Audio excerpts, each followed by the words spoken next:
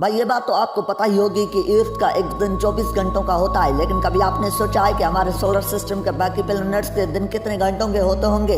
नहीं पता तो इस वीडियो में आपको पता चल जाएगा। तो पहले ही बात करते हैं सोलर सिस्टम के सबसे पहले मरकरी की। तो भाई मरकरी का एक दिन 1407 घंटों का होता है। और फिर आता है वेनस, हमारे सोलर सिस्टम का दूसरा और सबसे गर्म तरीन प्लैनेट। भाई वेनस में एक दिन 5832 घंटों का होता है। और तीसरे नंबर पर आता है अर्थ, जिसका तो हमें पता ही है। तो अब चलते हैं चौथे प्लैनेट मार्स पर। तो दोस्तों मार्स में एक दिन 24 घंटे 37 मिनट्स 22 सेकंड्स का होता है। और अगर सोलर सिस्टम के पांचवें और सबसे बड़े प्लैनेट्स जुपिटर की बात करें तो उसका एक दिन सिर्फ 9 घंटे 56 मिनट्स का होता है। और फिर आता है सैटर्न, जिसका एक दिन 10 घंटे 39 मिनट्स और 24 सेकंड्स का होता है। और उसके बाद आता है सोलर सिस्टम का सबसे ज्यादा ठंडा तरीन प्लैनेट यूरेनस, जिसका एक दिन 17 घंटे 14 मिनट्स का होता है। और फिर आखिरकार हमारे सोलर सिस्टम का सबसे आखिरी निपटोन का एक दिन 16 घंटे 6 मिनट्स का